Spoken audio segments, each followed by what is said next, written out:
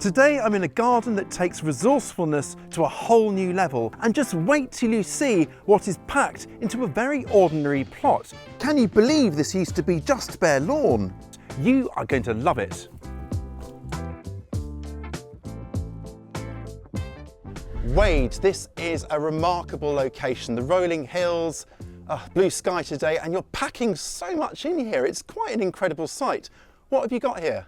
Well, we're 600 feet up in the Shropshire Hills here, and it's a 80 foot by 40 foot rectangle behind a semi, and we've got probably 20 types of vegetable, 15 to 20 types of fruit probably, and it's just trying to provide as much as possible in the way of homegrown produce for household and family use, really. What was it like before? So when we moved here, it was just a blank canvas. It was literally lawn from top to bottom. It's really heavy Shropshire clay here, so I would never entertain digging it, which I don't dig anyway. But so we built the raised beds, literally put them on top of the lawn, sheet mulched the lawn out, compost and organic material on the top, and we've been gardening in raised beds ever since. And is this your handiwork, these beautiful kind of, wow, quite craftsman, clearly. It just makes a nice edge, and it stops the potatoes and other things flopping onto the path, so it keeps it orderly. it just looks really attractive. I can see, looking around, there's all sorts of kind of ingenious things here, and you're doing this on permaculture principles. Now, what does that mean exactly? So to me, it's very much about sustainability and reducing your footprint, because I think everything that you grow yourself doesn't have to come from somewhere else. And what I love about this garden is, as you said, it's a relatively normal size, not sprawling, and yet you can see there's just laden with stuff here. Can we go and have a closer look? Yep. And it's saying about permaculture being more sustainable. I see you've got wood chip paths here. Is that kind of chipped on site from prunings? I have a small chipper, and we do chip anything woody that won't compost. And by having wood chip paths, you can walk about without getting muddy, and when it rains, it acts as a bit of a sponge, because I think climate resilience is going to be a really big thing with gardens. And so when it rains a lot, we need to harvest that rain, hold it in the garden for the times when we haven't got as much rain. So. Very good point. And I see you're coupling that with really good mulches here of straw and so on. We like to try and keep the ground covered. I think it's, you don't see bare soil in nature. That's one of the things of permaculture, that you don't see lots of bare soil. So yeah, lots of mulching to keep the moisture in, keep the weeds down. Well, everything's looking very happy and is kind of hot today, isn't it? And we can see it's all kind of zinging and looking fresh. So clearly it's working. Yep. You said just now that you've been here 21 years. Are all these apple trees 21 years then? Or less, yeah. Or less. So the garden falls into three zones really. We're in the sort of orchard meadow zone where the poultry live. And then we've just come out of the vegetable garden, and then we've got the sort of herbs and a little bit of lawn at the top. But it's in three zones in a sort of permaculture sense. But yeah, these apple trees went in between 15 and 18 years ago. They're on an intermediate rootstock, and they've cropped really well. So by intermediate rootstock, it's kind of limiting the growth of the actual variety grafted on. Yeah, they won't grow into huge trees. They are appropriate for a moderate sized garden. There's about 30 trees in the whole garden, I think, on all sorts of different forms, trained forms, freestanding forms, etc. That's great. So you're packing so much in. And are you kind of tilting your selection towards local varieties? Yeah, a lot of them are heritage varieties of Worcestershire and Shropshire sort of area, and we've got a mixture of early season, mid season, late season, so we can eat our own apples usually through till about March, April. Wow. And then they run out until September. But yeah, you can be self-sufficient in apples for about 9 months. Yeah. Do you have a press? Do you ever make any of your own? We do, really? Yeah, we make about 120 bottles of apple juice a year. So again, it's that local, sustainable, using your own produce kind of approach. And this is such a stunning place to spend time. If you ever get to sit down, I don't imagine you do, but just here with all these oxeye daisies, and it's just idyllic, isn't it? So this is a meadow, so it's daffodils in the spring, and then it's followed by the knapweed and the oxeyes largely, and it's just going over now, really, past its best. But the poultry live in here, they rootle about, have a nice time living outside. And yeah, we've got pears, we've got apples, there's plum over there, and the £1 Million View. The £1 Million, look at that, cracking. Are there any varieties that are particularly rare or that you're particularly kind of excited about in terms of the fruit here? Well, I have got, because I've got an orchard as well somewhere else, I've got about 110 varieties, and some of those are extremely rare, regional sort of variant local varieties. So yeah, one of my favourites is May Queen, which is an old Worcester apple from the 1870s. That's a lovely apple, really suitable for a garden, really reliable cropper. This is Adam's Permain we've got here. That's a really good eating apple, comes from Herefordshire originally. It's great to keep these varieties alive because so many of them, I guess, are at risk of extinction, essentially. And supermarket apples are popular because they keep well and they travel well, but they're not always maybe the most tasty, whereas some of these old varieties have got extraordinary taste. And if you know what you're doing, you get the right ones. As I say, you can keep them through till virtually Easter and still be eating your own fruit right through the winter. Yeah. Good to see lots of rainwater harvesting. I noticed some water barrels up there. Do you harvest any more rainwater? If you've got an ICB tank or anything like that lying? We've got better than that really, because when we bought this house, unbeknown to us, there was this redundant septic tank in the garden and it was covered over with soil. So we didn't even know it was here. But when we excavated it all, and it's a lovely cleaned out brick lined chamber, so we harvest water off of all the surfaces in the garden, so the outbuildings, the house, the sheds, the greenhouse, and it all gets harvested, because if we're trying to be climate resilient, we've got to save the water when we have it and then for use when we don't have it. That's fantastic. How many kind of litres or gallons? It'll be thousands of litres. So all winter long this tank's filling up, and then I got a repro pump and we can harvest that water. Oh, fantastic. Nice and cool as well. And right outside the greenhouse door. So very convenient. That's amazing. And so are you completely self-sufficient in water? Yeah, the idea is to go the whole 12 months without using any tap water at all. And I think in 21 years we've achieved that in about 19 of those years. Wow, that's fantastic. So yeah, and obviously rainwater's better for plants anyway. So much better, yeah. So yeah, and obviously being on a water meter, you'd have to pay for it. Yeah. Love that. Yeah. There is something magic about growing your own tomatoes.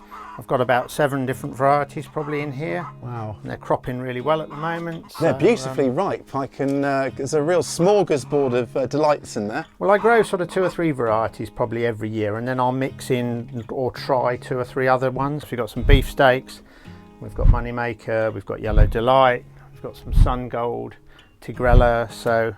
Fantastic. Keep you kind of self-sufficient in tomatoes. Yeah, we have last year. We did last the whole 12 months and beyond with our own. Brilliant. It's maybe not quite as heavy crop this year, but there'll be a good amount. So potatoes, there's 2 varieties that I always grow, which is Charlotte as an early or salad potato, and then Desiree as a main crop, and then I might grow 1 or 2 others as an experiment, but those are my 2 staples. So this is Charlotte. I took the tops off a week or so back in case there's any blight, but these should be ready now, and we can have a rootle in here and see what we can find. But yeah, some nice... magic, look at those. And there is that wonderful thing about rootling around and finding where you put one in, you've now got 10. And Charlotte is just a fantastic variety. Love them. So, and it's been a bad year for slugs, but those are looking pristine, aren't they? They're looking clean. Good, yeah. I don't know whether the main crops will be quite as good if they sit in the ground for another month, but we shall see. So yeah, there's a good handful. By growing them under straw, it just makes them really easy to harvest because you don't need to dig them up as such. They're just sort of below the surface, and by having a good old rootle around, you can come up with handfuls of potatoes. And you don't risk spiking them like you do with a fork. So there's a reasonable crop from just a couple of plants there.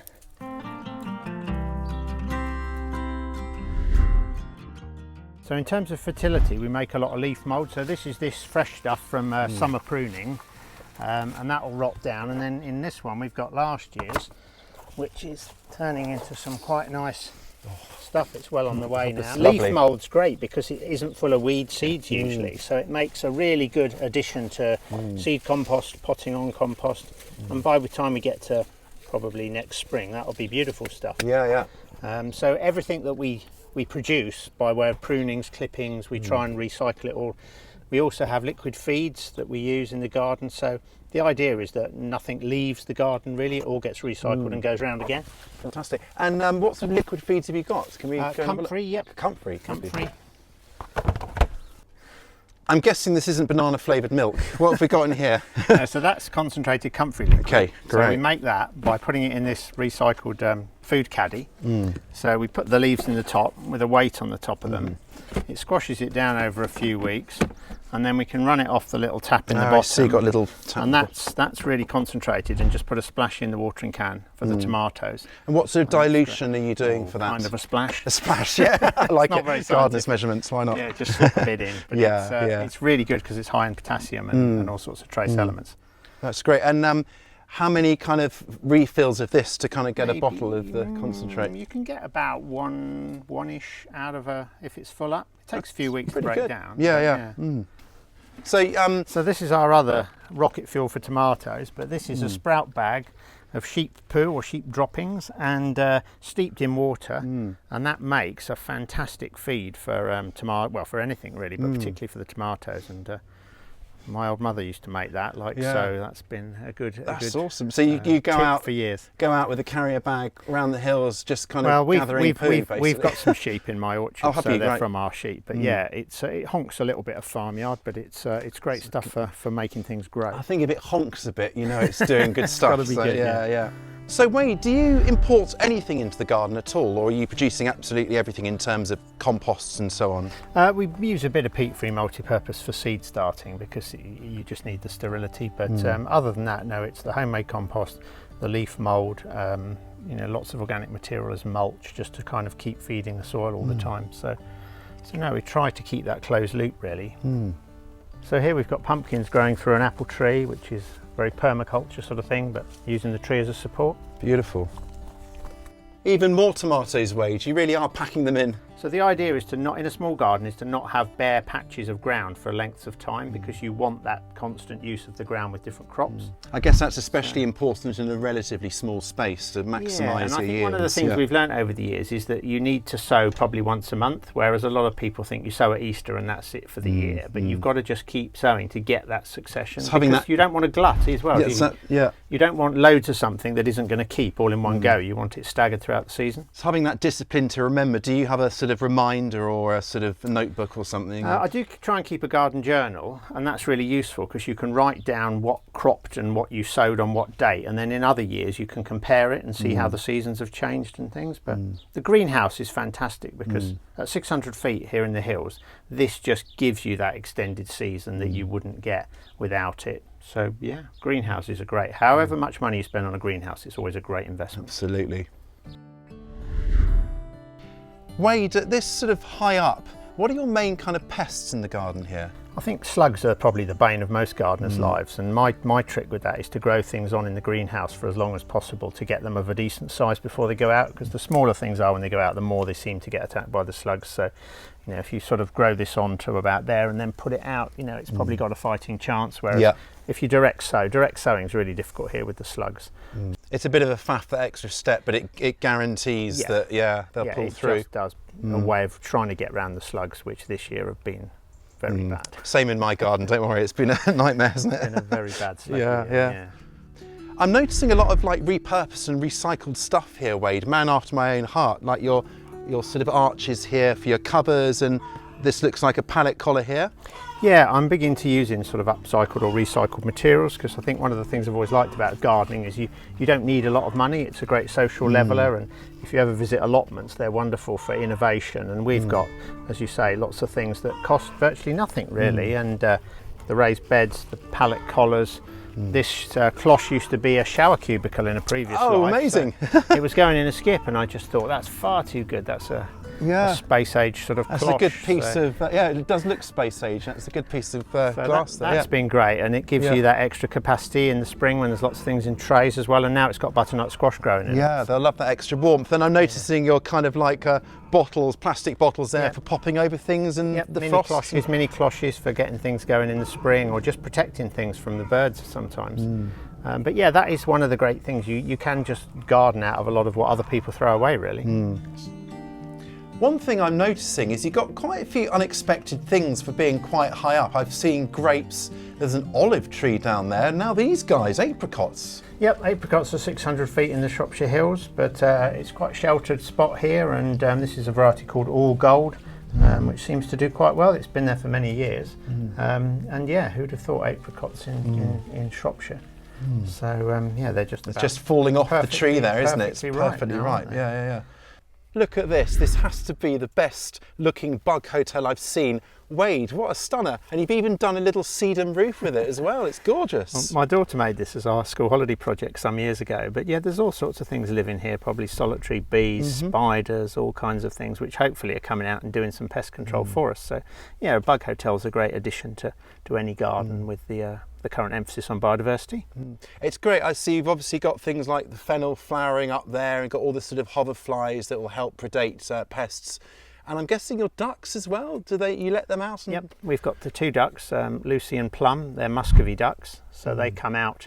They live in the orchard area in the summer, but in the winter I just let them in here and they can rootle about in the raised beds and hopefully eat lots of slugs and things. So, that's brilliant. So once the sort of summer crops are done, they get released, they do a kind of a sweep of the ground and cleanse it. Duck tractoring, I think they call it in permaculture. But yeah, I like the ducks. There's something great about having animals in the garden. They just add another dimension to the garden. I love the fact you're kind of, this might have been on the compost heap, but you're kind of giving all the kind of gone over lettuce to your ducks and chook here, and that's a great thing. Nothing's wasted, is it? Yeah, they really like a bit of greenery and it's probably really good for them, and it's converting what would otherwise be waste into eggs, hopefully. But I like the ducks. They're great characters to have in the garden. Aren't they? And, yeah, Muscovy's the sort of classic permaculture duck, but I do like them. I am loving these step over apples. They are beautiful, and I love the fact it delineates the space. Yeah, it was a Victorian concept really to sort of ornamentally edge vegetable gardens and things, but it's also a great way of having apples in a small garden. Lots of people say, I haven't got room for an apple tree, but actually everyone's pretty much got room for an apple tree. It's just finding the right one for your space. That's right. These are great. They'll crop quite well and you literally can step over them. That's why they're so cool. And looking at the lawn in front of us here, I'm noticing these telltale sort of tic-tac things here. I'm guessing you're not mowing this. Are this the guinea pigs by any chance? We have 8 guinea pigs who mow the lawn for us, so I literally don't have to mow this at all. We just move them around every day in their little runs. And yeah, they have a nice life outside and mow the lawn for free. Mow the lawn for free and fertilise it as well, yeah. Brilliant. At the same time, yeah. Everywhere we turn, there's something that's been repurposed or made from scratch. There's that toilet cistern over there, and now this beautiful arch here. And you know, you're saving so much money and so much kind of resources by kind of rescuing things and making them yourself. It's just stunning too. Yeah, well, I think it comes back to that thing that you don't need a lot of money to garden, and if you're a bit innovative, you can make all sorts of things. So these are some branches off a yew tree, so it's timber that'll last for years. This is an apple called King of the Pippins that's been trained right over the top and down the other side. The autumn fruiting raspberries are growing up through it. There's a gooseberry growing up the pole here. Oh, yes. And then there's cordoned apples, 3 cordoned apples going that way as well. So yeah, you can fit a lot into a small space, and give it a few months. These will be really nice eating apples on here. And I love the way these kind of trained fruits are kind of breaking up the space. There's lots of like little rooms in the garden, nooks and crannies. It really invites you to explore. Well, you often hear on garden design programs, they talk about this idea of having rooms and walking from one. So that's sort of what I've done, I suppose. I've got the arches, and you can, and it is a small garden, but you can't see it all from any one place. So it invites you to wander around and look through the arches and around the corners and see what's going on. Okay, so I graft my own apple trees, which is very satisfying. So this tree I grafted about 15 years ago probably, and it would have started life like this. This is one I grafted in February this year. Oh wow. So I'll put this little piece here on, and it's grown about 18 inches so far.